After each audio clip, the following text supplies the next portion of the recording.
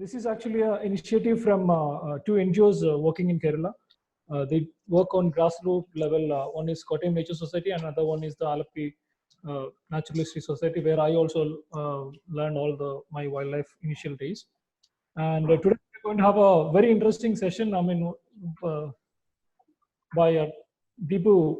I mean, Dipu is one of the finest birders in Western Ghats. I mean, he specializes on forest birds and the pelagic birds. If you have any birds you want to identify from sea, you can send it to him. Anyway, I'm not wasting much of time. I mean, over to you, Dipu. All the best. There's a lot of people are there in waiting room also. So anyway, if you have any doubts, the message for all those who guys in the waiting room, other 100, you can actually message us. So we'll ask Dipu the question. Over to you, Dipu. Thank you. Thank you, David, and thank you for the opportunity. Okay, let's start the session. So I think I just starting with this invite that was sent out. So normally when we see the film posters, there'll be the hero or the big stars photos will be there. So don't think that I'm talking about my photo here, but you can see a Lammergier's photo. I think that is the whole purpose of the Lammergier, is to catch attention. It's a glamorous bird. So hopefully a lot of people would have got interested by that and would have come visit this. So hear the session. So, but unfortunately, I will not be talking today about Lammergier. So today's topic is more about forest birds of Western Ghats, and that too, it's mostly in the context of the forest birds in Kerala. And this was earlier done in the context of the bird surveys, which we used to conduct regularly. And this was one of the session that was planned for enabling birders to be more productive during these surveys.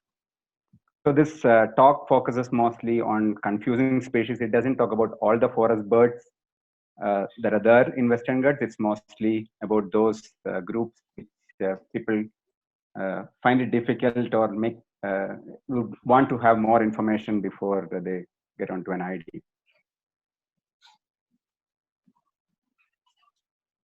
So when you say confusing bird, or when one says say confusing bird, what does it mean?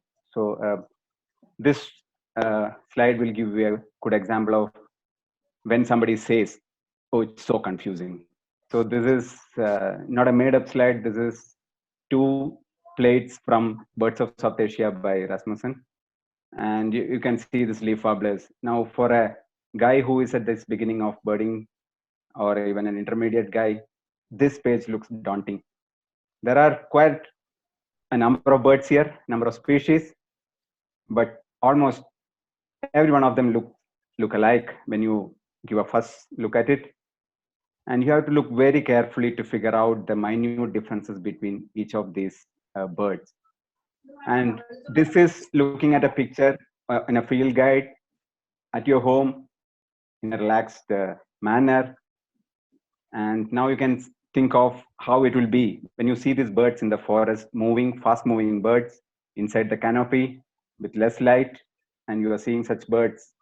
It is very difficult. So it is going to be very confusing. If you see such a bird, how do you arrive at identification of a bird? So to do that, you need to actually have some preparation beforehand so that you know what you're going to look for. So within the short time span that you're getting in a forest while you're doing a bird watching or a survey, you need to look at the right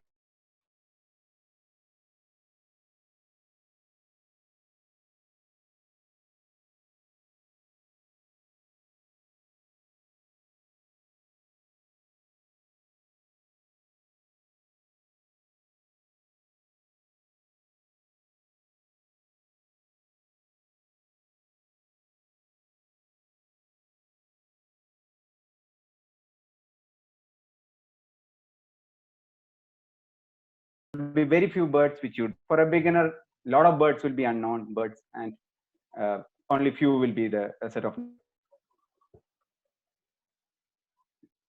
So now what? So you have to note a set of things. So I will go through for So you will look at the pattern and contrast or in the of leaf warblers. There are a lot of contrasting areas that you could notice in some birds, and there will be plumage patterns like wing bars, supercilium, etc. So you look for those things. Then you look for the size, how big it is, how small it is, and you also do this with comparing with other known birds whose size you already know. Then there is a structure of the bird as to how it actually looks, whether it is a long beak bird, whether the beak is short, whether bird is bulky, whether bird is elongated, whether it has a long tail, whether it has a short tail. All these structural aspects you have to note. Then the habits of the bird. So there could be different ways the bird will be behaving. Different birds behave differently. Excuse me, I'm getting some disturbance. Hirash, can you mute yourself?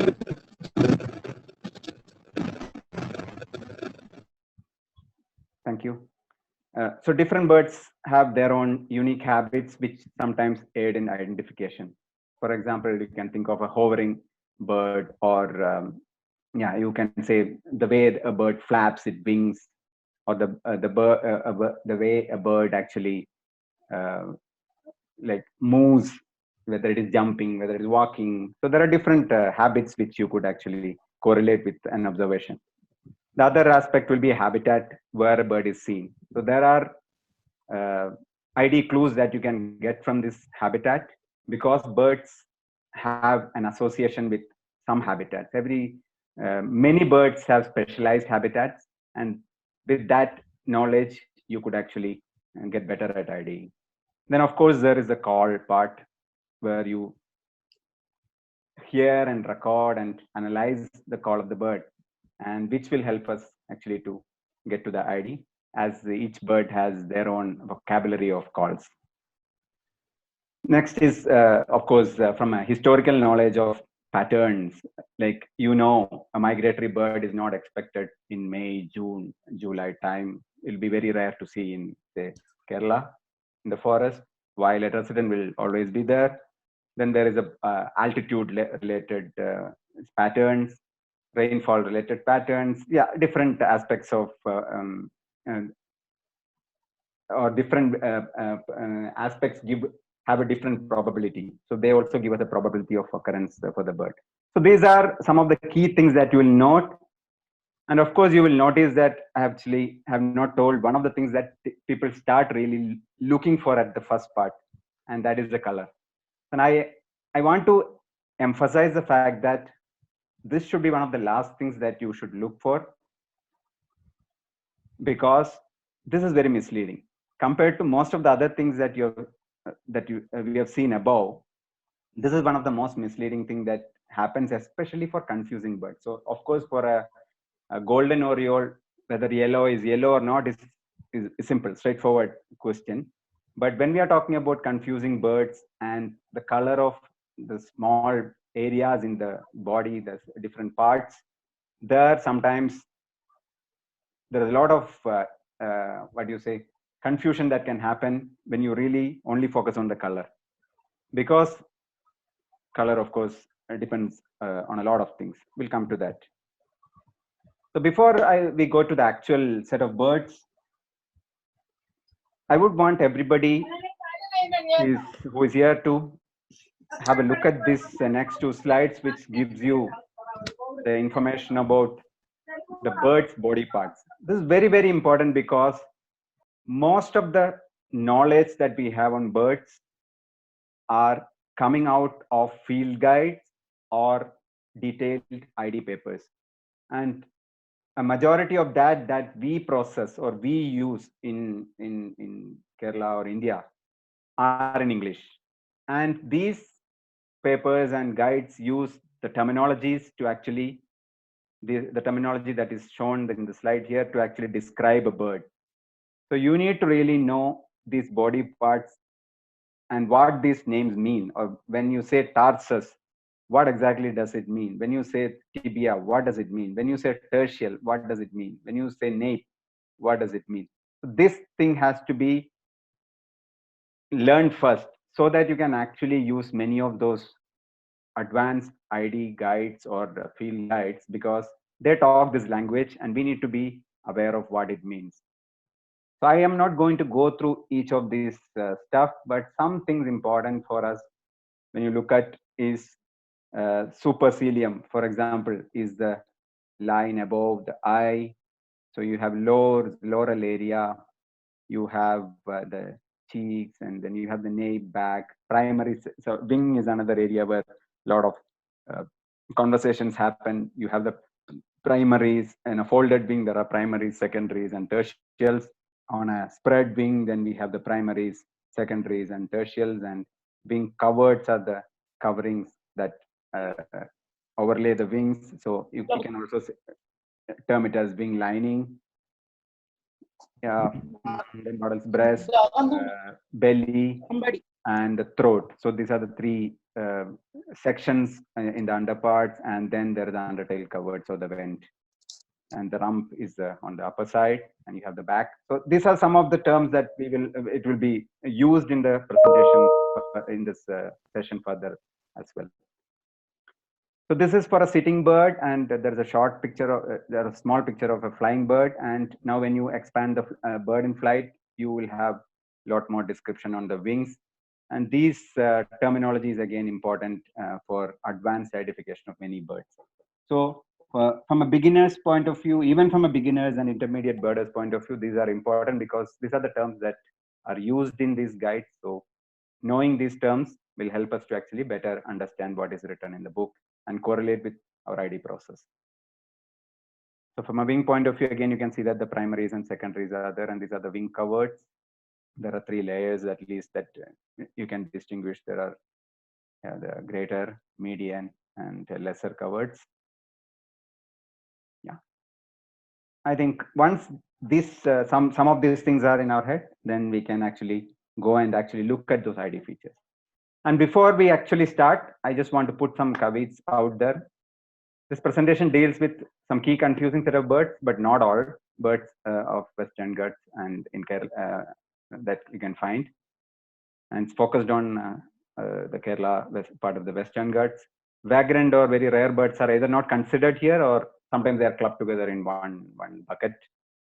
The slides only highlight some of the important points. So this is very important. Refer guides and ID papers for additional features. So the slides used in this presentation has been like taken from those guides and has been presented in a concise manner. So this is not an exhaustive list. There are many other features as well. So anybody who's interested further in advancing their ID skills should go back and look at them. So this is just a beginning for you. The features mentioned in the slides are based on typical birds. So an atypical bird may not show some of the features that are mentioned here. For example, a bird in molt may not show some of the features that are mentioned here. So be aware of what is the condition of the bird that you're looking, whether it's a typical bird. So sometimes you may need to know the sex of the bird. Sometimes you may need to know exactly the age of the bird to figure out whether you can use this ID pointers. So again, this we will learn as we go through this ID journey. So from a beginner's point of view, yeah, sometimes you just have to leave that bird as unidentified. But later, as we gain more and more experience, you can start understanding those factors. You will learn those what those factors are, and then you will use the ID features accordingly. And some generalizations have been done to group birds in the slide. So it is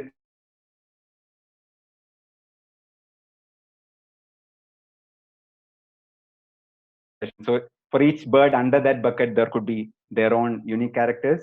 So again, go back to the guides for referring to this. And then coming back to the last one, the colors depend on a lot of factors like condition of the bird, light, and if you use an image that you're looking at, it depends on your post-processing, etc. So beware of this fact. Colors can be very deceptive.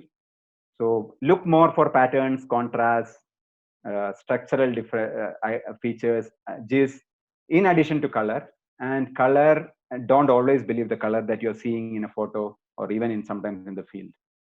So with those that introduction, let's jump in. So as our government is saying, Bhayam Venda Jagradayode. So don't be afraid means in Malayalam, the government is saying for the corona situation that don't be afraid, but be careful. So don't be afraid to attempt with the ID with the slides when this is over, but be careful because there are these caveats that I have mentioned on top apply. So let's go through this and see how we can attempt a better ID of our forest birds.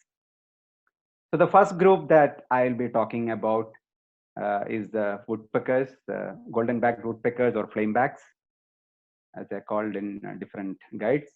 So there are four common woodpeckers, golden-backed woodpeckers in South India, and they have their own different slight differences in habitat preferences.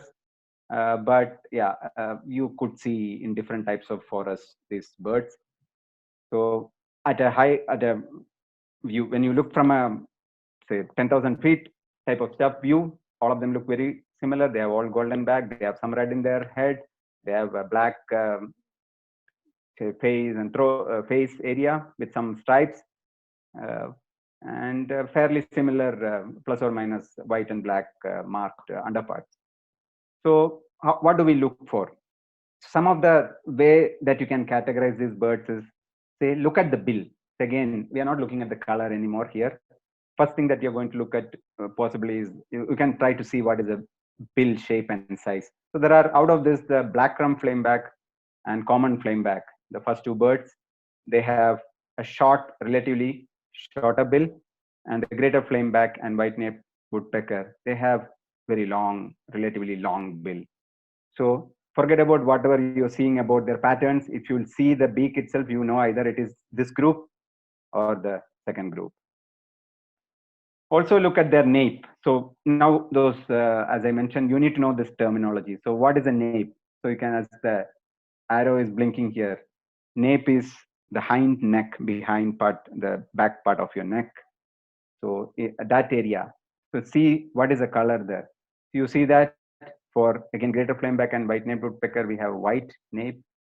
And for the black rump flameback and common flameback, it is black.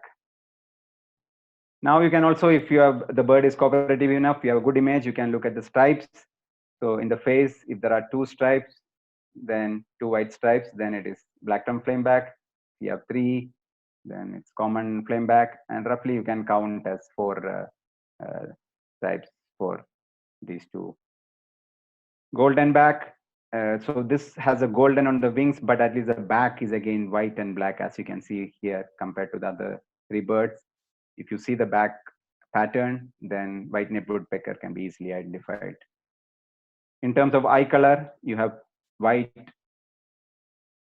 eye for the greater flameback, and red eye for the white-naped woodpecker, and dark eye for the common and black rump flameback. If you look at the throat, only one woodpecker has a completely black throat, so that is the black rump flameback. All others have some for at least some area of white, so they won't appear as fully black throated. And in terms of rump, of course, it has black rump, common and greater flameback has red rump, and white-naped woodpecker again has black rump. So this is a few set of guidelines that you can look for. So look at the bill, look at the nape color, look at the stripes, eye if possible, and throat. If you can see this, then you can be sure that you can make a right ID of this group. So many times you see this woodpecker just going up in the tree. So what you see is their back. So try to see the nape, and in terms of what is the color. So that itself will give you a first level of clue as to which bird it is. Try to look at the other aspects based on that group that you're looking into. So that is flamebacks for you. Okay. Next, I will target the brown flycatcher group. So there are three. Okay, let's say two common brown flycatchers. So they are the brown-breasted and Asian brown flycatcher in our forest. And then you can also see rusty-tailed flycatchers.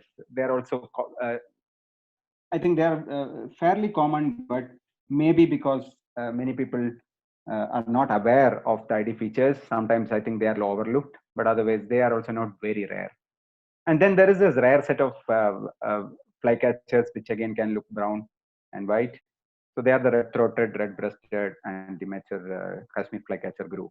So as I said earlier, sometimes I'm grouping the birds. So here I'll not give you the exact ID pointers to distinguish between those three, because it is tough, and it is some you need to have some experience. And of course, they are not that common birds as these three.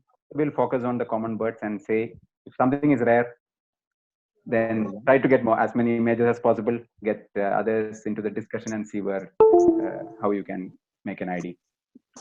For this set of birds, first few characters which are mentioned here. Look at the leg color. All three on the right has blackish legs. Only the brown-breasted has a very obviously pale flesh-colored legs. Then brown-breasted also has a contrasting white throat, which is very prominent in the field, and it also has a brown mala stripe. So these other brown flycatchers lack all these features. Then look at the tail on the sides of the tail. The first three, brown-breasted, Asian brown, and rusty tail, does not show any white panels on the side of the tail. Only the last group shows the white basal panel. Look at the rump and tail. So here you have slightly rufescent rump and tail, here gray, brown rump and tail, and for rusty tail flycatcher, it is rufous rump and it is much more prominent. Many times you can see that it is much more prominent than what is seen in this image, because in this image the bird is this part of the hind part of the bird is in shade, and you see how it can affect the color. So it almost looks like dark brown and black, but in a well-lit bird you can see much more brighter rufous color here. And here it's blackish tail with a brownish rump. So in terms of the eye pattern, the brown-breasted is the one where it is the most prominent pattern in the face. For Asian brown, it is slightly weaker, and for rusty tail, it's very weak. So it doesn't have any prominent face pattern when compared to brown-breasted. And again, similarly here also there is no real white weak. The face pattern is weak. In terms of underparts color, brown-breasted has very rich brown breast and flanks most of the time, grayish breast and flanks for the Asian brown, and sandy brown, orangish breast and flanks for this group. So where it is sandy brown or say grayish brown for rusty tailed, and for red throat and red breasted, it matures, it will be again brownish or whitish. And for the females and slightly older immatures, we can see an orangish breast and flanks in this last group. So this is a set of features that you can actually try and look for. So when you see a brown flycatcher, first then try to look at some other features like the face pattern, the tail, and whether it has a white basal panel to the tail, etc. And these should then lead to the right group. Next is two striking flycatchers. They're all blue, and Nilgiri and Verditer. So this is a group which is not really difficult, but unfortunately we find that still I'm seeing that even now people really get confused sometimes between these two birds. That is not really that is a aspect that is actually coming because of color. So as I said earlier, color can be deceptive. So if you can see a Nilgiri flycatcher and a Verditer flycatcher in a good light, you will not mistake them, as you can see here. One is very plain, very pure steel blue, which is you can say grayish or steelish blue, and the other one is more greenish blue, it's like turquoise color. So if you see them in good light, you will not mistake. But if you're seeing a picture like this, for example, this is actually a vertical flycatcher, and the post-processing has made it look like deep, rich blue. But this is not the real color. The real color should be something like this, but the color has come out like this because of the way that we post-process and the way the lighting was and whatever the reason. So this is why we have to be very careful about the color. Now, how do we distinguish now if you get a picture like this? So of course, if you get a picture like this, there is no confusion. You would have already made the ID. But if you get a picture like this, or if you are able to see that is what you're seeing in whatever conditions that you are, then what to do? So that is where few other features you can look for. Look at the tail. So if you see a Nilgiri flycatcher, it has plenty of black or darkish part in the blackish part in the tail. So the center, especially the center tail feathers, are almost fully black. And so when you see a tail from exactly the behind, there is quite a lot of black area in the tail. While on a vertical flycatcher, you will see that there is very minimal darkish patch. So you can see a slight dark line type of patch, but it's not as prominent as what you see in Nilgiri. So you can see that in this second bird, which is blue in color, you still again look at the tail. You don't see a dark central prominent dark line. That is a clear indicator that even though the color looks blue, it is not. It does not look like a Nilgiri.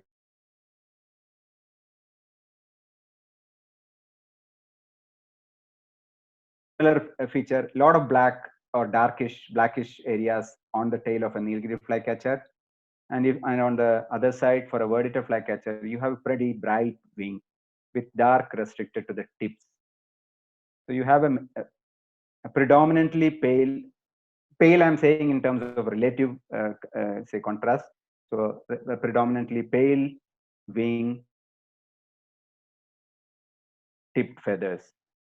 Primaries and secondaries are dark tipped here. If you see here, it is a completely different feel.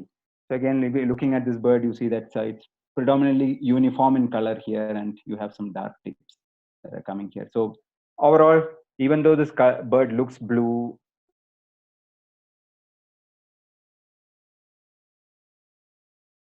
the bird can be identified more as a vertical flycatcher.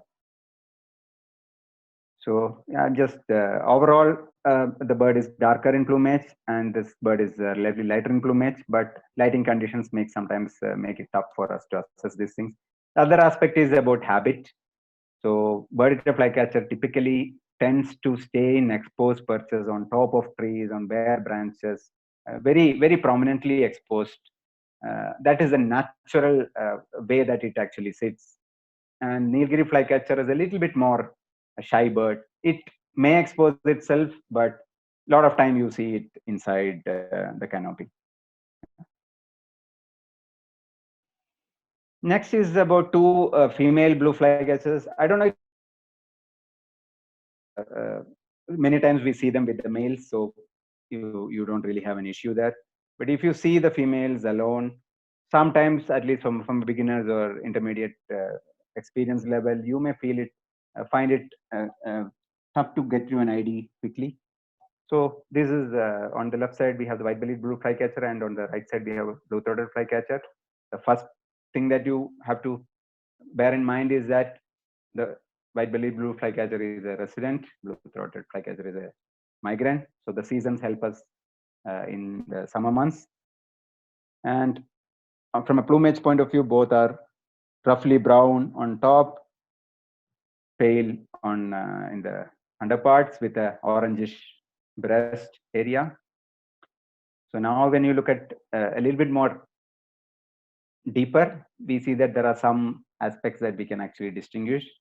Typically, a white-bellied blue flycatcher has a grayish face and head, and a blue-throated flycatcher has a browner face and head. And there is no big contrast between the face area and the back or the head. Here you can see that for white-bellied blue flycatcher, the face and the back is contrasting. So you have to look at the contrast. Sometimes you may not really see this gray as gray in a canopy. This is an exposed bird sitting outside, maybe a bird bath. So you are easily able to distinguish the colors, but at least this contrast may be visible even in a dimly lit condition, which will help us to actually narrow down the ID. The other aspect you can look at is where the lores appear. So for a typical white-bellied blue flycatcher female, the lores are pale and very contrasting face pattern you can see. For a blue-throated flycatcher, it is not that prominent. It also has some pale, sometimes show it a pale loral area, so that is expected sometimes, but it is not as prominent as in a white-bellied blue flycatcher. There is also slight difference in the bill shape, which I have not mentioned, but as if you're experienced, you will be able to at least figure that out. In terms of the underparts, normally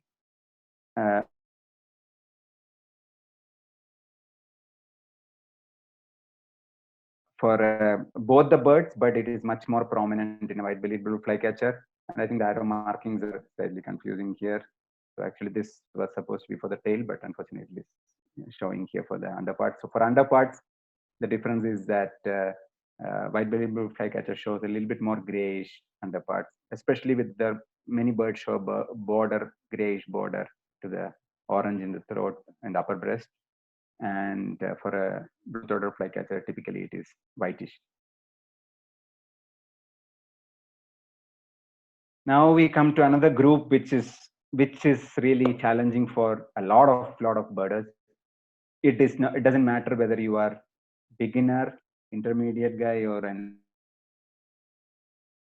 going to give you a headache, and even years of experience you have or you gain years of experience, there are conditions in which you still break your head to figure out what a raptor is. And one other issue with the raptors or raptor sighting is that many times you see the raptor far away, a bird which is flying high above in the sky.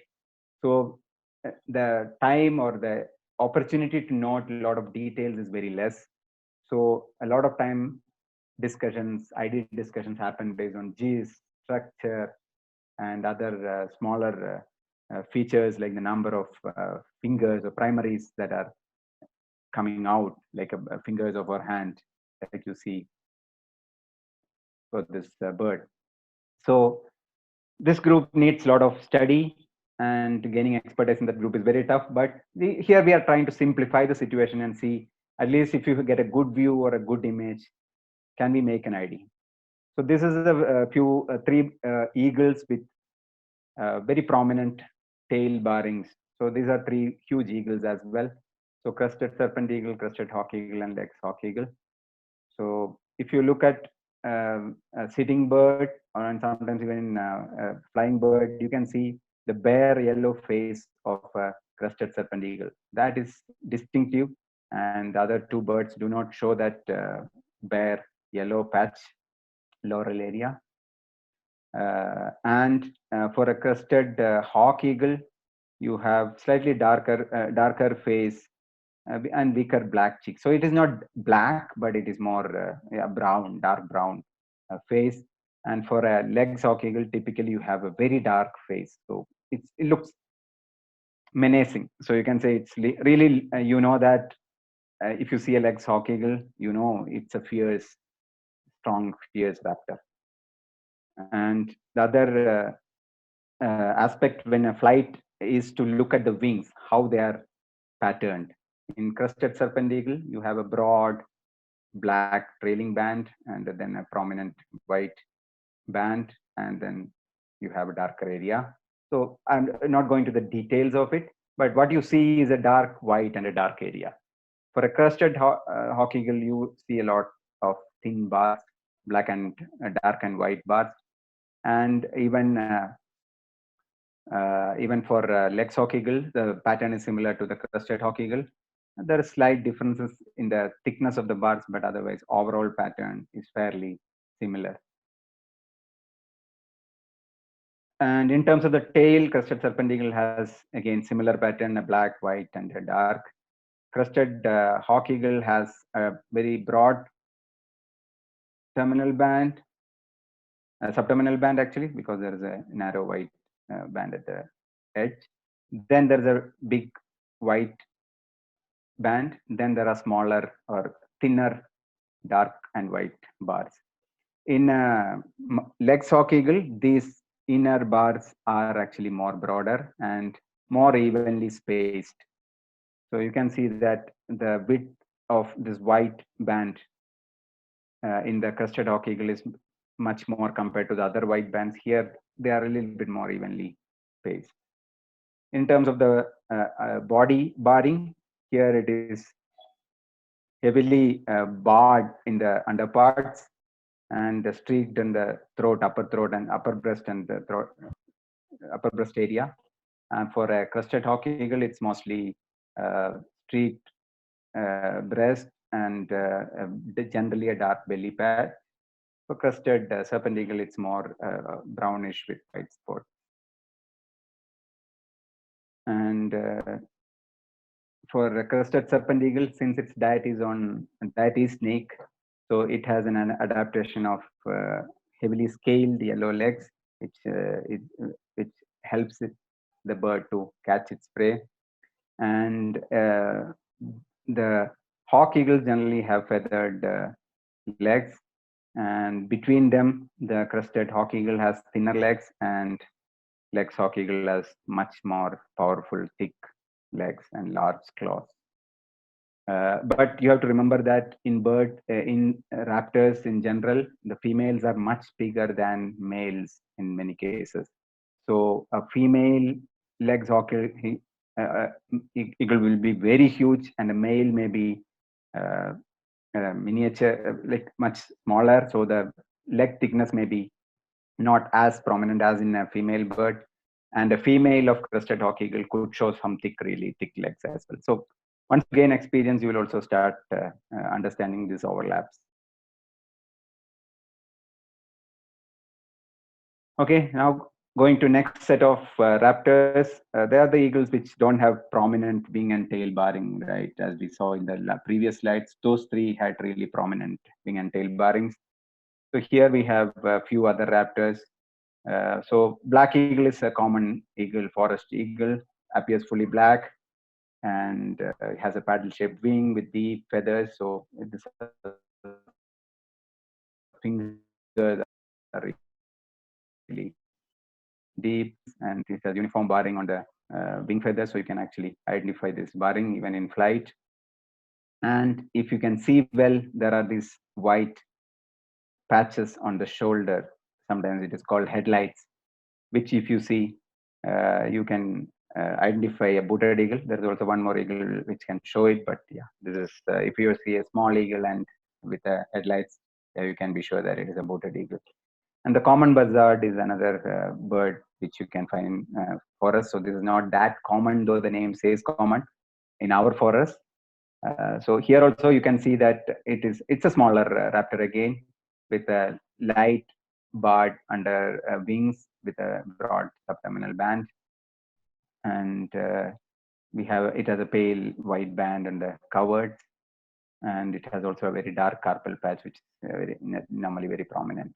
So there are different morphs of common buzzard. So there are dark morphs and pale morphs. So they vary in their overall color, but many of the patterns remain the same. In terms of the tail, all of them have some barring in the tail, but it's different from the way that we saw for the hawk eagles and serpent eagle. So you can see those aspects here. Out of that, common buzzard has the most crisply barred tail, and black eagle has more like indistinct pale barring on a dark tail. From an underparts, and of course, black eagle is overall dark. Booted eagle again has dark and pale morph, so body color could vary. Same with even common buzzard, there could be variation in the body. So some examples are given here. And for black eagle, of course, when it is flying up above, what is noticeable very easily is the yellow legs in the backdrop of a blackish body.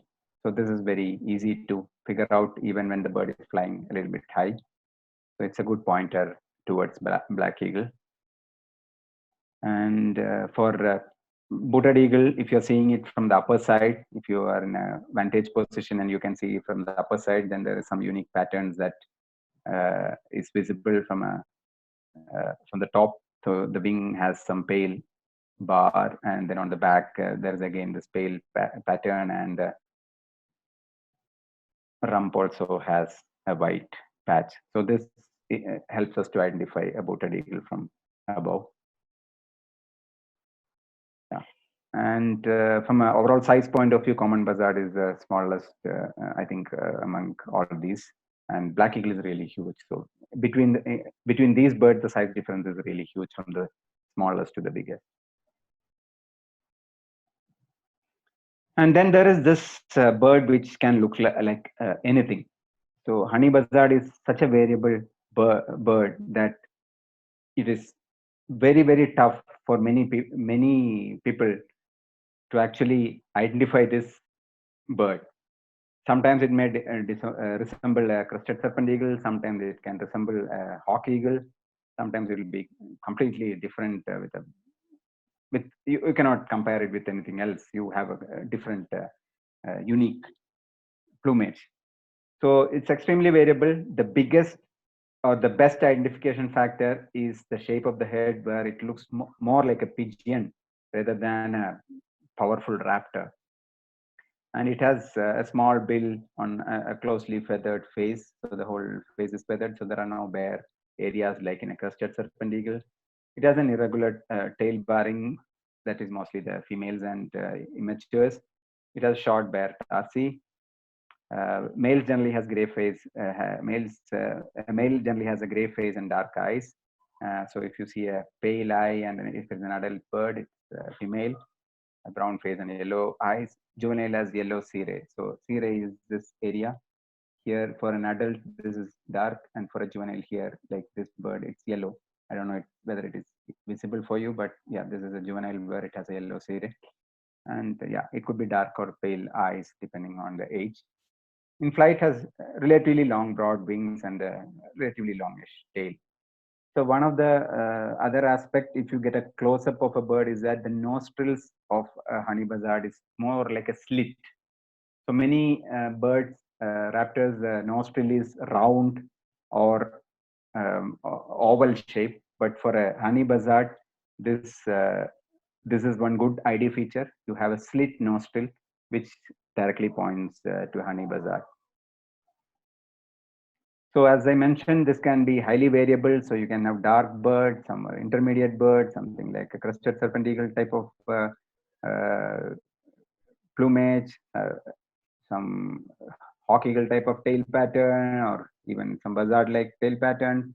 From a body color point of view, it can be chocolate dark, more, yeah, you can say brighter brown, orangish brown, or dark brown. And in terms of the face, you can see that these two are adult males because of the dark eye and the gray face.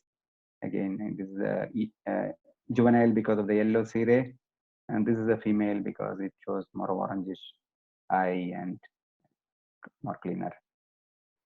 Oh, I don't know. This may be an immature bird as well. Sorry for that. Yeah. Here is a male.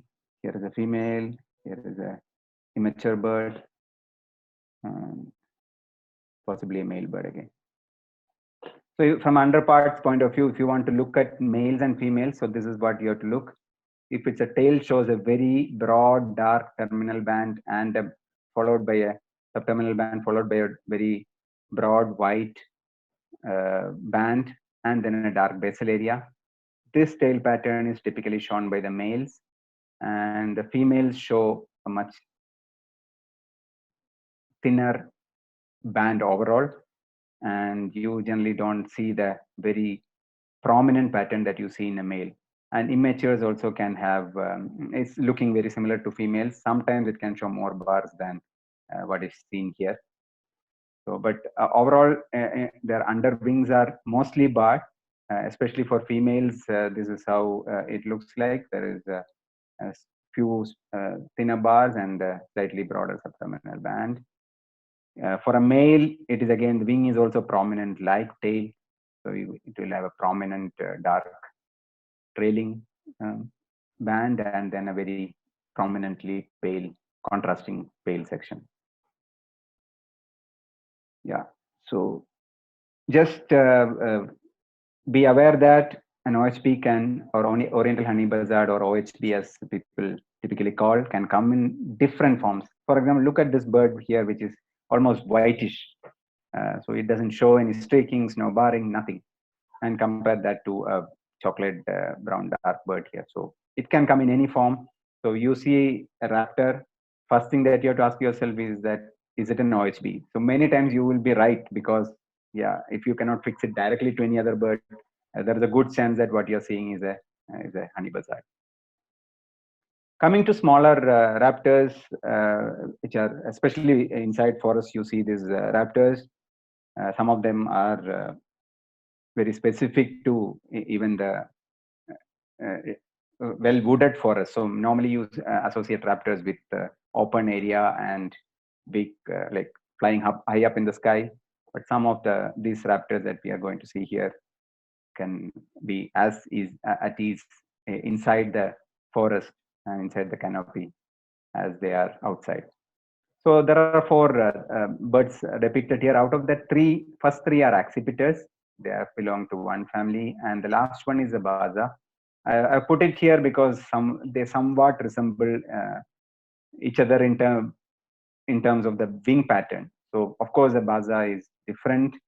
It has its own unique set of characters, but when you are seeing a flying bird, sometimes you may get confused with a Baza. So what you have to look for this set of Asccipiters is about the wing shape.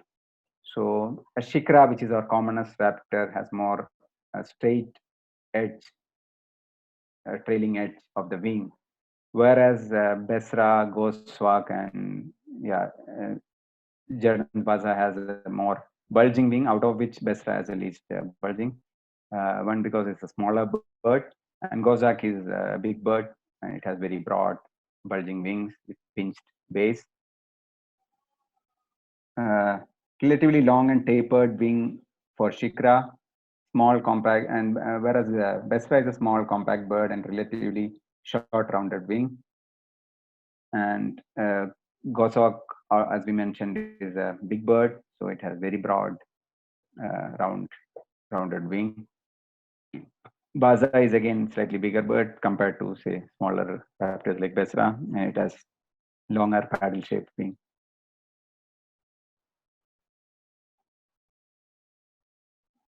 In terms of the barring in the wing, so you can see that Shikra has thin bars. The other three will show broad, dark bars. Wing lining is typically pale. This is a immature Besra, so that is why its wing lining is again spotted. But for an adult, you will have a strongly barred wing lining. Goshawk typically has a speckled wing lining, and Baza has a completely different style of wing lining. In terms of the body pattern, normally you don't see heavy streaks on an adult shikra, but of course a juvenile shikra can show a lot of streakings and invites a lot of confusion with other Asccipiters. And an adult shikra typically has a finely barred underparts, or sometimes even the barring themselves maybe not that obvious. For Besra and crested goshawk, you have rufous streaked solid breast, sometimes solid, sometimes rufous streaked breast, and their flanks and belly are barred. For Jerdon's Baza, it's mostly broadly banded underparts and streaked breast. From a tail band point of view, this is one of the easy things that you can try to find out when you see an Asccipiter, as to how many tail bands are there and what is the breadth, how wide they are. Typically, Shikra has relatively thinner bands. It has many times you can count them 4 to 5, and we can see 4 to 5 bands. And for crested goshawk and Besra, you have broad dark bands, and most of them are roughly equal in size. even in terms of the inner bands especially, and the spacing between them is also more uniform. For Jerdon's Baza, it is 3 dark bands with the broadest one being the subterminal band. For crested goshawk, in terms of habit, when it is soaring up in the sky, it has this habit of puffing its undertail covered, so you can almost see this area puffed up and like almost like a tennis ball. So that is one good identification point for a flying accipiter. But beware that Besra also has a pale vent, very whitish vent, and sometimes it can be, when it is really puffed up, it may not be as prominent as crested goshawk, but still just seeing a white vent doesn't really directly point to goshawk, so you have to be aware of that. So look at overall shape, look at the wing pattern and the barring and the body pattern and the tail. So these are some of the key things that you have to look in this group so that you can get a right ID. And in terms of the wing and the number of primaries, there is some differences. So this also can be used once you start looking at these birds. Typically, Shikra and Besra are smaller birds, so they have 5 fingers. So you can see if you count the fingers, you have 1, 2, 3, 4, 5. So these are the 5 prominent projecting fingers. But in a goshawk, you can say that 1, 2, 3, 4, 5, 6. You can see 6 fingers. So that is one of the pointers that you can use many times to actually distinguish between these birds. The next group is falcon. So here I'm taking just the common set of falcons. So I've not taken the peregrine falcon, which is the winter visitor, because it's mostly found outside forest. So inside forest, you typically will see a Shaheen falcon and kestrel, 2 kestrels. So one of them is common, as the name suggests, and the other one is not so common. The lesser kestrel is somewhat a rare bird for us.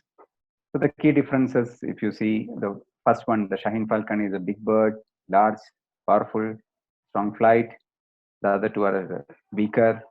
They frequently hover, and they don't really fly like a Shaheen, which can go like within seconds. They can fly very far away, and they can pounce on their prey from from high up in the sky. So sometimes, if you're lucky, if you can see those birds in action, and it is completely different from how a kestrel behaves. In terms of the face pattern, for a Shaheen falcon, you have broad, dark mustachial stripe here.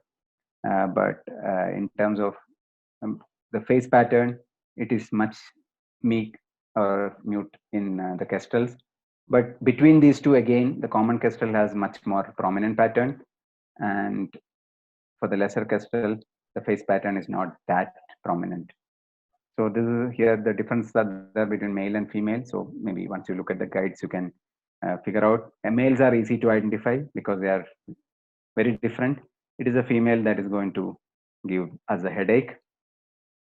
So in terms of the face pattern, of course, Shaheen falcon in overall has a black hood, dark gray and upper parts, and lightly barred feathers.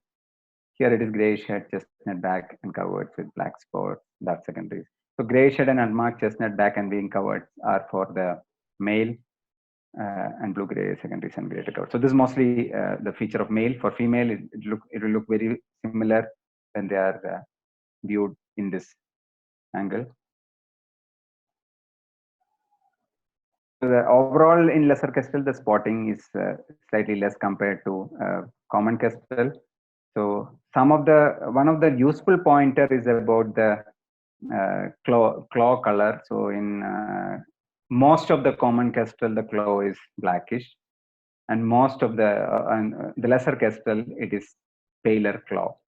So it will not be generally black. So, but this used to be again need to be used with care. There is overlap, but it is a good pointer to say whether it is a common kestrel or a lesser kestrel. So you see a black claw, then it is most probably a common kestrel, and you see a pale claw, there is a good chance that you are looking at a lesser kestrel. One other pointer that you can use in a sitting bird is the wingtip with respect to the tail tip. So if the wingtip reaches the tail tip, or sometimes even goes slightly beyond the tail tip, then it is a lesser kestrel. For a common kestrel in its standard sitting posture, the wingtips fall short of the tail tip. So that brings us to the end of that set of raptors. Now there are two specialized raptors. So these raptors you don't really see all over the forest. So these are very special type of raptors which have a unique habitat because they are fish eagles and they just feed on fish. So typically they are found either along the rivers in the forest or along reservoirs in the forest. So there are two birds and they somewhat look similar to each other. So that is where the confusion starts. Both of them look gray, brown, has whitish lower belly and vent, has brown or gray breast and upper belly. So overall, they don't really see much different, but lesser fish eagle is slightly smaller. They have a broader, shorter wings, rounded, dusky tail with broad, dark terminal band. And the gray-headed fish eagle is slightly bigger bird. So even if you look at the face, you can see that this guy is a little bit stronger bird compared to the lesser fish eagle. It has much stronger beak, it has longer wings and tail and in flight. And one of the key characters that we use to distinguish is the tail pattern. So we have to be very careful here. Both birds can show a dark terminal band, terminal band and a pale base. But what distinguishes the gray-headed fish eagle from a lesser fish eagle is the way that pattern is. You can see here that the contrast between the dark terminal band and the white area is very high. It is pure white versus almost pure black. And that is visible from both top and bottom. And from bottom on a high flying bird, this bright base is bright white base is really contrasting with the dark band, and the border of the dark band is crisp and clear. Even in a sitting bird, you can see that it has a very bright white base and a dark terminal area. So here you can see that from both sides. On a lesser fish eagle, the tail looks overall dark. For example, here you don't see that clear demarcation. But so from bottom, if you see a flying bird, typical birds show this overall dark tail, but many times immature birds and sometimes even adult birds in appropriate lighting conditions can show a paler base. So paler base to the tail is not a distinguishing feature for gray-headed fish eagle. It is how contrasting that pattern is, and whether it is really pure white versus pure dark, or is it more like a paler base versus slightly darker terminal band. So that is what you have to look for in these two birds. Overall, the structure is also different. The lesser fish eagle is slightly smaller bird with a compact structure. When they're sitting, again, the primary projection reaches the wingtip reaches near the tail tip for a lesser fish eagle. But for a gray-headed fish eagle, you can see that the wingtip falls well short of the tail tip. As I mentioned earlier, the bill is smaller and shorter. Here, bill is huge. Sometimes the colors help, but you should be very careful. As we mentioned earlier, color sometimes can be deceptive. In a typical gray-headed fish eagle, the upper breast and the upper chest area, or the chest area and the lower throat area, this area is brown, and for a lesser fish eagle, it's typically gray. But these are sometimes difficult to gauge, but that is another indicative point. that you can use. So, but their head is, for a graded fish eagle, the head is again gray. So there is a contrast between the head, the throat and breast area, and the more browner back. Okay, now we are done with the raptors. Another confusing group is leaf warblers. So I think there is a session dedicated to leaf warblers coming soon. So I'll not go deep into the leaf warblers. This is just a high-level view, quick overview of what the leaf warblers, how the leaf warbler complex is going to look. So predominantly we have a few buckets. So greenish warblers are fairly similar looking. Sometimes unique calls will help us to distinguish between them. In some plumage, it is very tough to tell if they don't really call, and sometimes it is in a fresh plumage. It is also fairly easily distinguishable. But this is one group. Then there is a next one large bill leaf warbler, which is fairly distinctive. It also has a distinctive call. Western crown warbler is another one which, if seen well, and if you are familiar with the species, it's easy to identify. Titled leaf warbler is a little bit rare bird, but again has a unique call. And Tickle's leaf warbler is another common bird that we see in the higher ranges in the forest.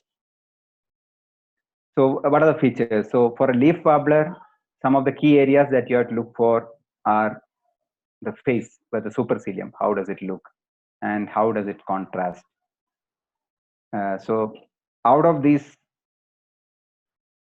5 buckets, the greenish has relatively the weakest one. All others are much more prominent and contrasting supercilium. Basically, how you say contrasting is whether the both sides of the supercilium borders are much darker, so the overall pattern looks very contrasting. And for Tickle's leaf warbler, it is yellow. So this is more of a yellow and brown bird. Underparts are yellow, the supercilium is yellow.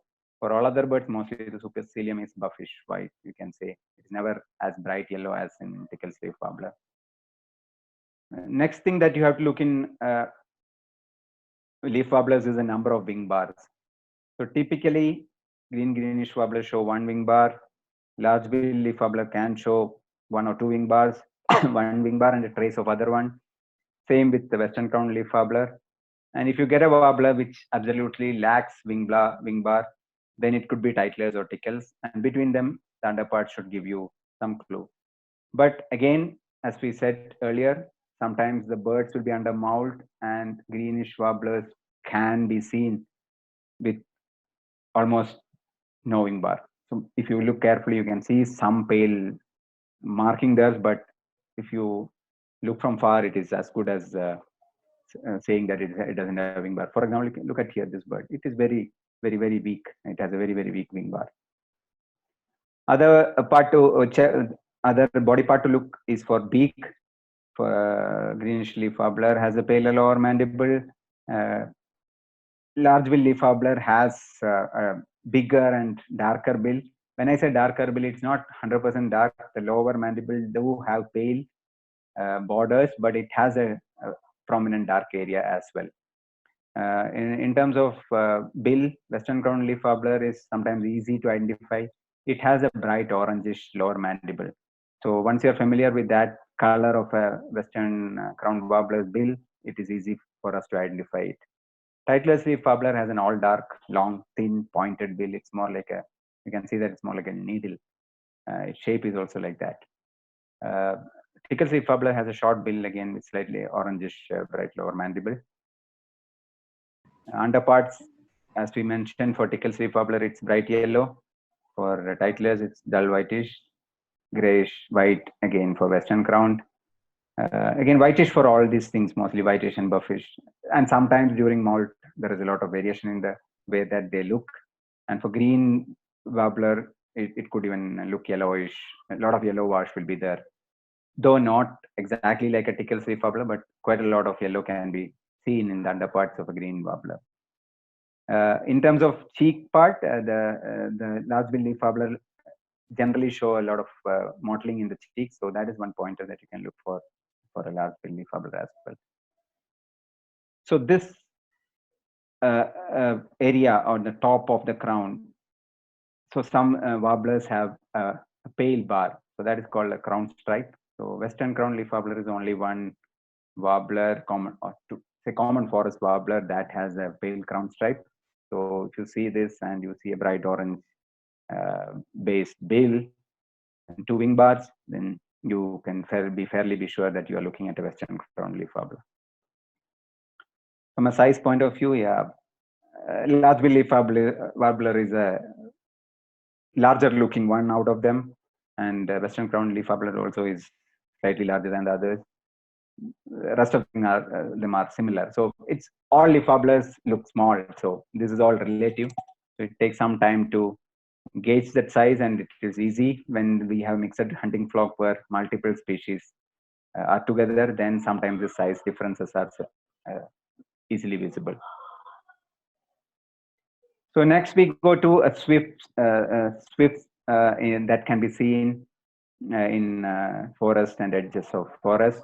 So there are two categories. One is a smaller set of smaller swift, where what you look at is, and so these fairly look similar with no big tail fork.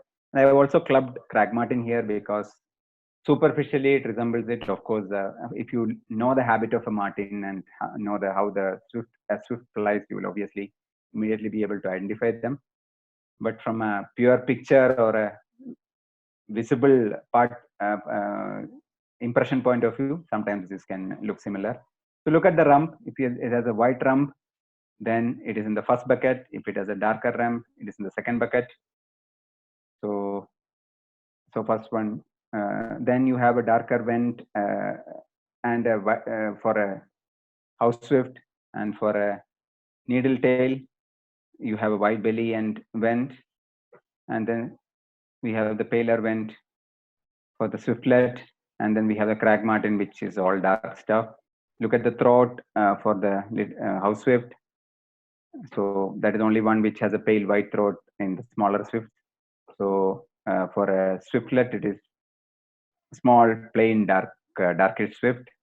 Crag martin, of course, will look all dark, but it has a swallow style flight, and also on a spread tail, you can see that there are white spots, which is visible if you are close enough, or you can get a good image. The other set of swifts are the slightly bigger looking or and longer looking swifts, and they also show a longer tail fork, especially the mainly the first three one. Of course, the last one does not have a tail fork. So first one is a palm swift, which mostly will be seen along with or associated with palms, and normally we can see it outside forest as well. Then there is this crested tree swift, which is one of the longest and largest one. It is a very slender, long tail swift. It has a very deeply forked tail. Even fork-tail swift has a fork tail, but not as deep as, say, a crested tree swift. And needle tail, of course, has no tail fork. In terms of appearance, the darker vent is an ID pointer for these two swifts, basically palm swift and fork-tail swift. The tree swift has a paler vent, and brown-back needle tail has a clearly marked white vent bordered by a dark belly. Palm swift and crested tree swift are very slim bodied and narrow winged. Fork-tail swift is relatively broader compared to the other two, but of course they are long and narrow if you're comparing to the swift and the swiftless, the smaller swift that we saw in the previous slide. In terms of shape, the brown-back needle tail has a very nice unique shape for the wing, which is very evident once you start looking at a few of them. So the only bird which has a contrasting white rump in this group is fork-tail swift. So in this aspect, it looks more like a house swift, but it is bigger than a house swift, and it doesn't have a white prominent white throat as in a house swift, and it also has a lot of scaling. So these are some of the aspects which you can use to distinguish from the house swift. From underparts, palm swift has somewhat darkish underparts. We won't call it pale unless the light itself is falling directly on the underpart. Grayish throat to belly for crested tree swift. Forktail swift has, or fly swift has a scaly underparts, and needle tail is plain dark from throat to belly. Okay, next set of birds are flower peckers. Here we have 3 flower peckers that we can see in our forest. So one is also common outside the forest. So that is a tickles or pale-bill flower pecker. Then we have the Nilgiri or plain flower pecker, and then we have the thick bill flower pecker. So the first one has a curved and relatively leaner pale bill, and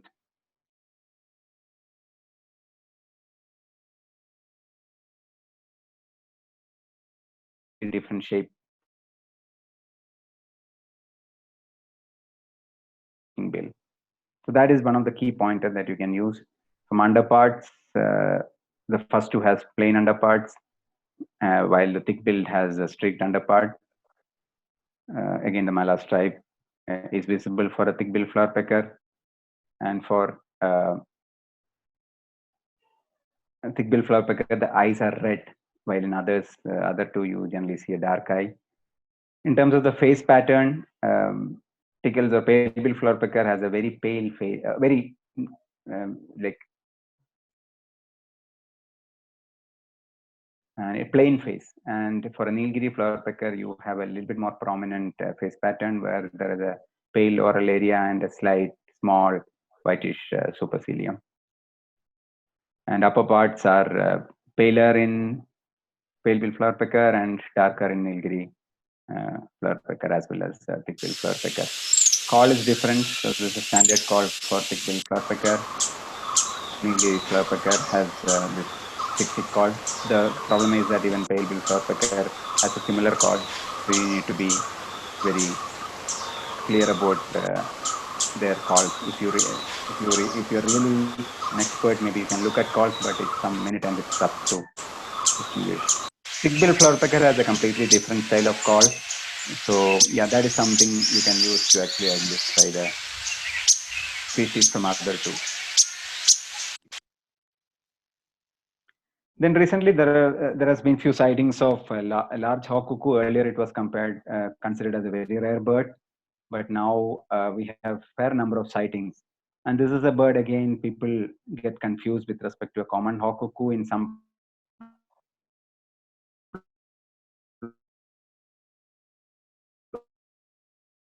images, if you are looking at adults in proper typical plumage, they are quite different as shown in the guides. But when they are immature, there are a lot of confusions that can happen. And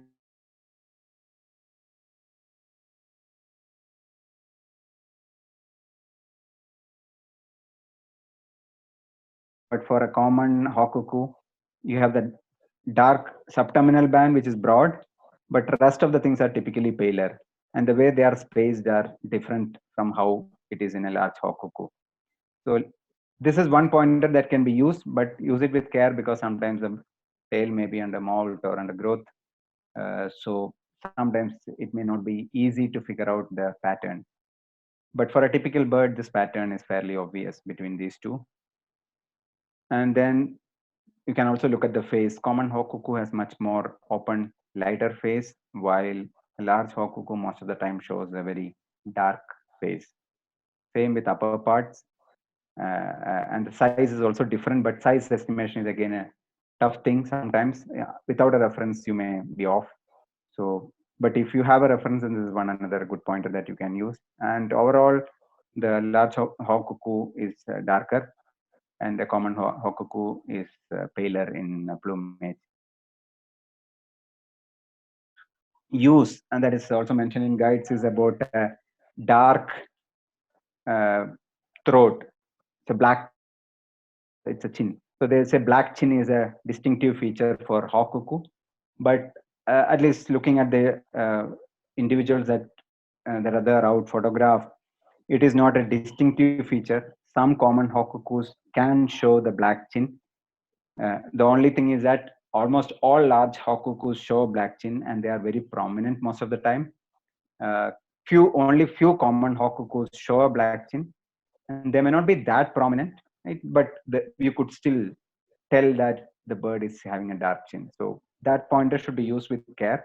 So it's not an absolute pointer for distinguishing between these two species. Okay, so I think that brings this session to an end. So I don't own copyright for any of these things. Most of the material has been collected from different field guides and ID papers. And also the images have been taken from OBI, Indian Nature Watch, and eBird. In many of the images were modified, and so I thank all those photographers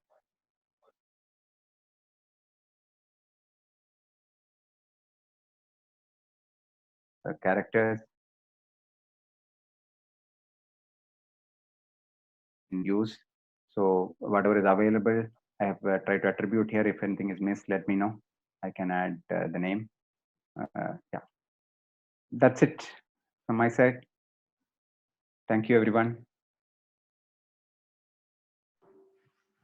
Now I'm open to questions. Yeah, thank you so much, Dipu. It was a wonderful session. I think those who have any questions, they can come to the chat box and they can ask the question there, so we can directly answer from there.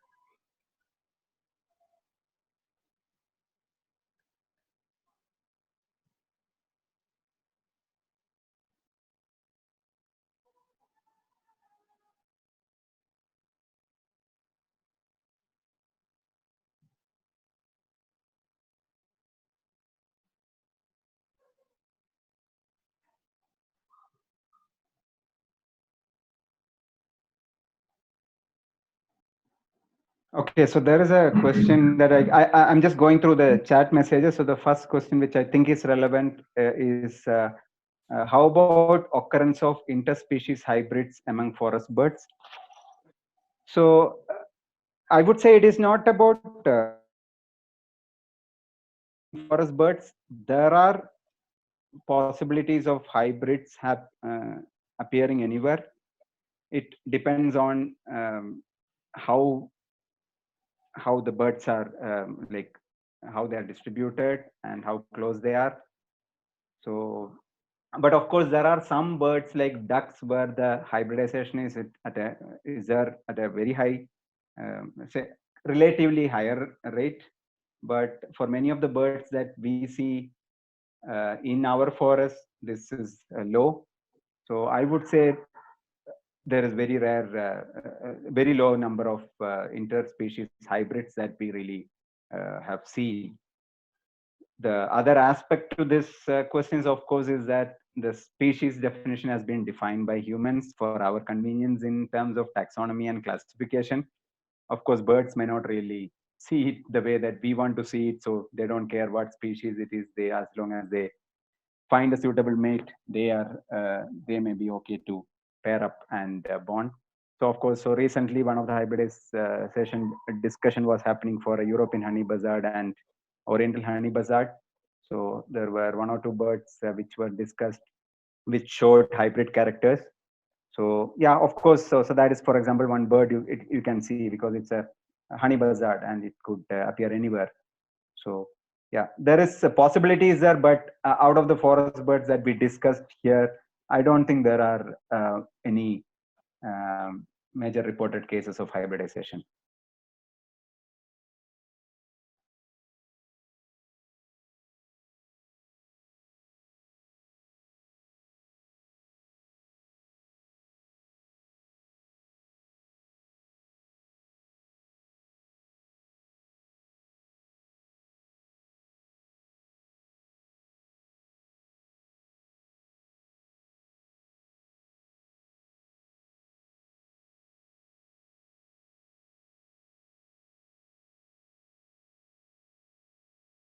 Groups that they're talking about. So for example, if you take the second part of the Rasmussen's guide, you can have much detailed section on some of these aspects. Questions like this will be answered in that aspect. But for this specific question, generally eagles are big, broad-winged birds, and hawk, that is an accipiter. So scientific name of hawk typically is an accipiter. So they are more of forest birds, which are shorter, smaller, which are shorter, more rounded winged birds, and they are more adapted to the life inside a forest. While an eagle, typical eagles are big, broad. They are they have eagles are wider have a wider spectrum of birds. Okay, hawks are slightly more smaller group. A kite is, again, you can say it's a smallish eagle. So there is no the absolute characters are not really that defined, but you can say they are the smaller type of eagles, more leaner winged, longer tailed birds. And a falcon is different in terms of the way that their wings are. So if you see a falcon, no, most of the falcons have very pointed wings. So we saw that in the, maybe I can just go back to that slide. Just give me 1 minute.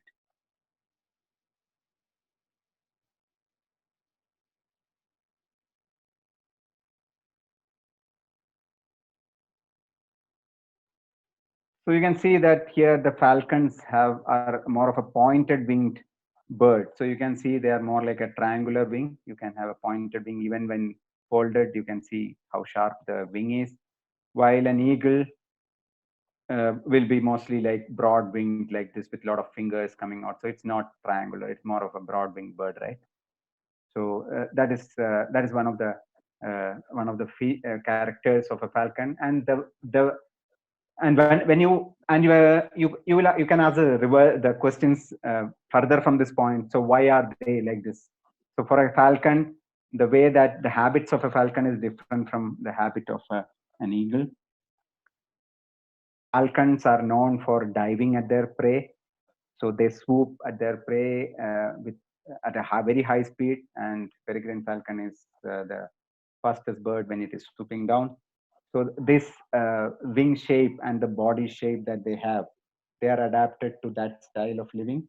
While eagles, based on what eagle they have their own adaptations. For example, a fish eagle is adapted to catching a fish, and their habits and how they hold a fish, how they catch a fish, and how they hold a fish when they actually fly.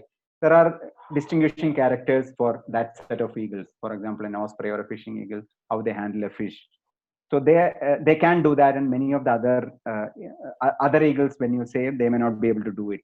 And in terms of eagle, again, as we discussed earlier, there are birds like crested serpent eagle, which specializes on catching a snake. And then there are other eagles which are generalist. And an eagle like a black eagle actually can feed on or prey on monkeys, so small monkeys. So their behavior is different. So they scan the canopy in a forest and then figure out if there are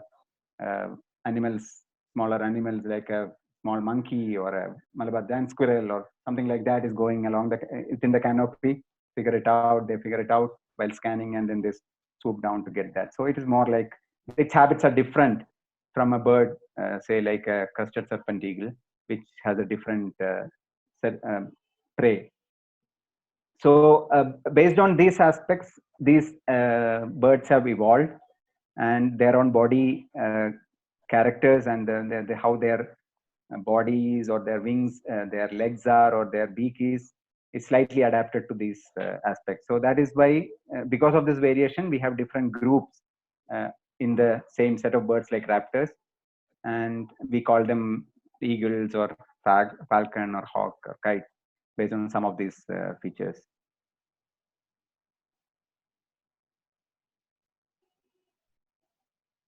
Okay, so there is another question of primaries, secondaries, and tertials. So there are two ways to look at it. Let me just take the first part of the presentation where it was clearly mentioned. So what is a primary, what is a secondary, what is a tertiary? So in an open wing, when you say a broad, say an open wing, the primaries are the outermost set of feathers. So this stack of feathers are called primaries. Most of the birds that we are seeing have 10 primaries. So that is somewhat a magic number, okay, for us. Most of them have 10 primaries. Then there is a set of feathers starting after the primaries towards the body. So they are called secondaries. And the number of secondaries depends on the bird. So the longer wing the bird is, the more secondaries it will have. The shorter wing the bird is, the less number of secondaries it will have. And some of the inner secondaries are also called tertials. So there is no clear differentiator in terms of exactly from what point you call tertial, but mostly there is a spread out secondaries, and then there are a little bit of compact, very well packed, heavily packed feathers towards and near to the body. They are called tertials. And then the overlaying feathers are called axillary. See on the, oh, sorry. Yeah, so you have the axillaries here, and in the underwing. So this is primaries, outermost feathers. The inner ones are secondaries. So similar to the primary, for a given bird, if you go back to this picture, you can see that the primaries are covered by smaller feathers. So those feathers are actually called coverts. So again, a covert which is at the bottom of the primaries are called primary coverts. So you can see that these are the primary coverts, and the feathers which cover the secondaries are called secondary coverts. So the coverts are there on both sides of the wing. So the coverts are there on the upper side of the wing, as well as coverts are present on the underside of the wing. When it is underside of the wing, we call it wing lining. So even in the coverts, there are typically 3 layers of coverts. There is a greater coverts, median coverts, and lesser coverts. So if a covert is a primary covert, that is it's at the bottom of the primary, greater primary coverts, median primary coverts, and lesser primary coverts. And here also the greater so the greater secondary coverts are sometimes called as greater underwing coverts. So you generally call greater covert, and there also the same greater, median, lesser naming applies. The same thing happens on the top as well. You have greater coverts, median coverts, and lesser coverts. And here again, greater primary coverts, median primary coverts, and lesser primary coverts. So some of the, if the tips of these coverts, median, say greater primary coverts, or the primary, the median coverts and all have pale edges. In a folded wing, we see them as wing bars. So if you go back here, see here it is a folded wing, right? So here in a folded wing, we have primaries, secondaries, and the topmost are the tertials. And these are the coverts which are actually covering the primary. So the lower part is the primary coverts, and this is the secondary covert. So here, if these feathers have pale edges, you see them as wing bars. So now if you go back to a real bird, let's go back to a bird in flight. Let's see whether we can figure out a good picture to tell it in terms of.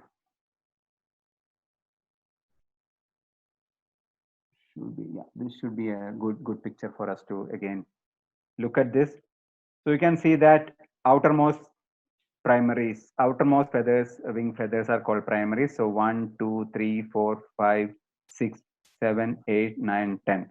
So these are the primaries. So you can see that in a spread wing, you can distinguish between primary and secondary, because primaries are generally angled towards outside, and secondaries are generally straight or slightly angled towards inside. So there is a clear demarcation between primaries and secondaries. Once you start looking at few in-flight pictures, you will be able to understand the point from where which the primary start. Or if it is an easily countable one, you can generally count, and it will be 10 feathers are the primaries, and then we have the secondaries, and there are the tertials here.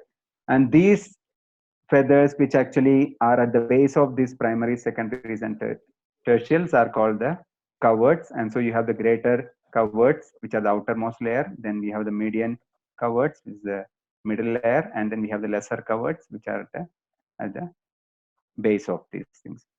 So this whole area is also called wing lining. Okay, so that's about the primaries, secondaries, and tertials. Okay, what next?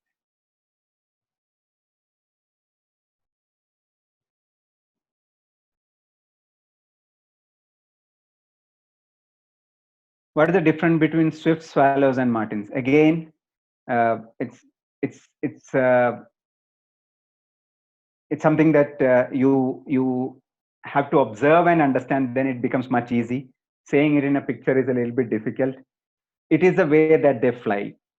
So a swift typically has a very fast wing beats, and they have a more fluttery flight. Swallows and martins tend to have much more relaxed flight, so they tend to keep their wings open for longer time gliding. Swifts also do it, so it's not that they don't have this habit, but it's a way that you see in the field. So in a swallow, they are much more relaxed, and when they beat the wings, it is much more relaxed manner compared to a swift. So once you can just look at palm swift, which are common around our houses, or house swift, if that is common near to your area. So just look at the way that they beat the wing, and then look at the way their movement is, and then compare it to a common swallow like red drum swallow or a barn swallow. You can see that one of them is much more rapid and fast flying and fast beating bird, and the other one is a much more relaxed and uh, slow pace, slow wing beats, and much more relaxed way of flight. So observe these things a little bit. You can get that. You will get that difference, and a corresponding feature in terms of the body is that since the swifts have a long wing, normally long pointed wing, which is like more like a bow. Uh, that is also the reason why they have to beat fast, and the way their flight is that way. And if you look at the swallows or a martin's wing, they are much more broader, which means they are able to do much more gliding and much more relaxed way of flight. So there is a correlation between your body features and the flight type. So just observe them next time, and I'm sure you will be able to easily figure out. Swallows and martins are similar, so there is no big difference between swallow and the flight. They are different in terms of the plumage. The martin that we have, there are a few martins that we have, but commonest one is dusky crack martin, which is all dark. So there is no swallow which is like that. And other martins are, there is also a Eurasian crag martin, which is rare. It is again darkish bird with a little bit paler body and some more other features which are distinctive. And then there are also house martins, which look much more like swallows. They have a dark upper part and a pale whitish underparts like typical swallow, but the tail forks are much shallower, and the way that and one of the key factor identifier for a house martin that we see now, common northern house martin that we see, will be their legs. So you look at their leg, they have a feathered leg, and the feathering is white.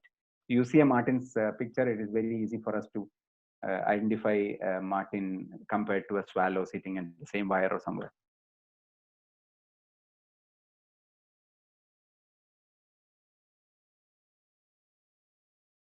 Common swift, Pacific swift, and how many species occur in Western Ghats. Okay, as I mentioned earlier, I was not considering rare and vagrant swifts, so that is why I didn't really touch upon common and Pacific swift. They are very rare comparatively. Blight swift is a common swift. So one of the key factors for a blight swift is the underpart scaling. So it has a well scaled underparts and also a white rump. Just give me 1 minute. My battery is running low. Give me 10 seconds. I'll just plug 30 seconds. I'll plug it into the power and then continue.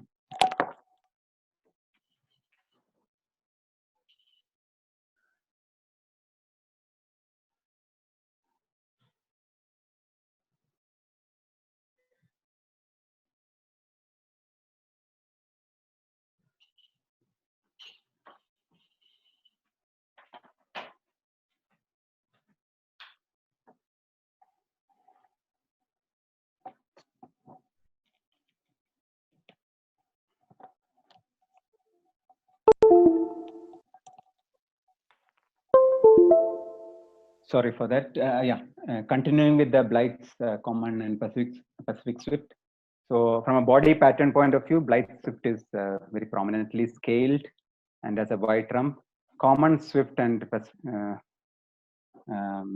common swift has all dark body, though immatures can have some whitish throat and some scaling, but generally it is an all dark swift, all dark large swift with a prominent tail fork.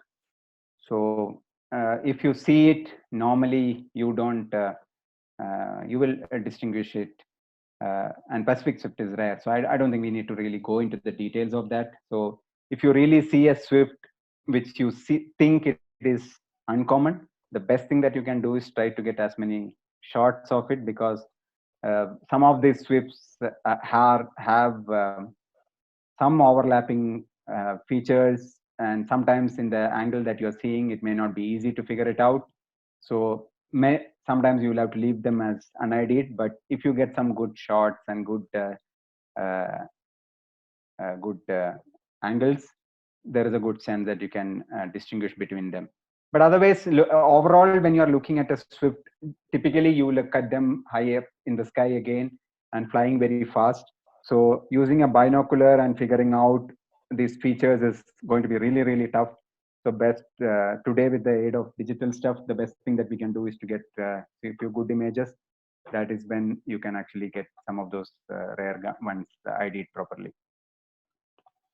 Okay, next question is, how much should we rely on behavioral ID for birds? So examples, alphabet, wobble. Yeah, I didn't mention that in my stuff, but yeah, behavioral ID is behavioral part is also very important in ID of birds. That is why we in the beginning itself talked about noting down the habits and habitat. All this actually help in getting into an ID. The only thing is that, as with colors that we talked, or some of the features that are overlapping, every one of these can have some overlaps. So it is you have to be a good judge of what is happening and how much you can rely on the behavior.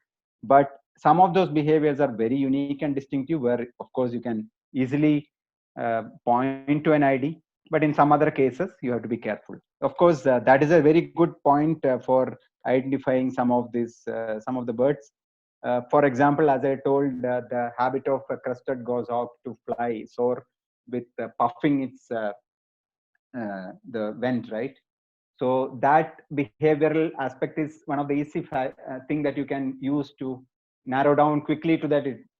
At least you can say that it is a good chance that there is a crested goshawk, and then you look for the characters that you expect in a crested goshawk, and you ascertain your ideas. Yes, what I'm seeing is a crested goshawk. So of course, that behavioral aspects are very important. Okay, then next, let me just see if anything else is there.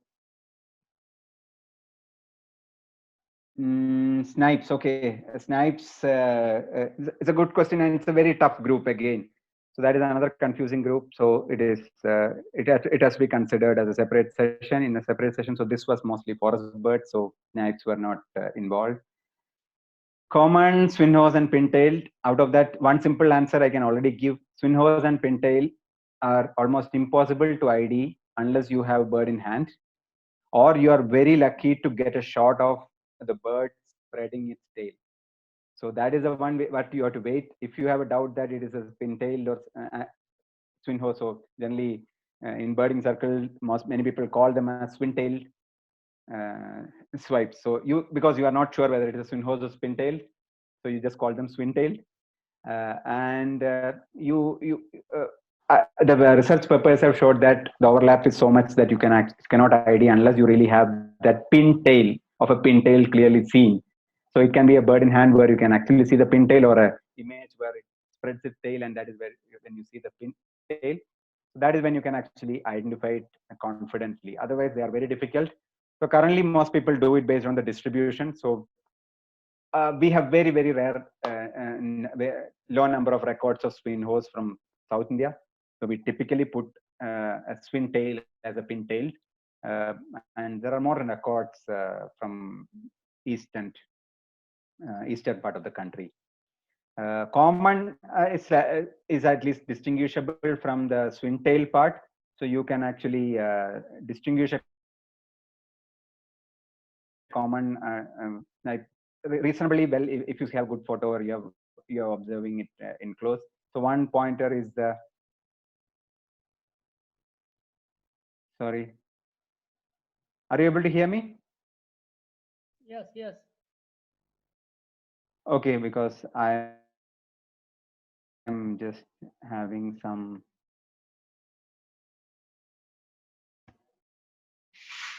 I think the most questions are also over.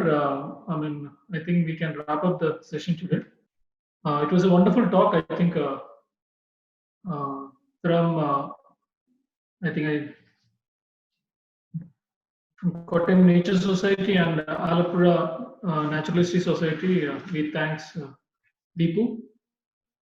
And also watch out for our other sessions. I mean, I already posted in Facebook, and we'll be keeping you all updated. Tomorrow there will be a talk on freshwater fishes of Kerala, and more talks around the way. Anything else, Hari sir, you want to add? No. Okay, I think Dipu is not there. So see you all, guys. Stay safe and stay healthy.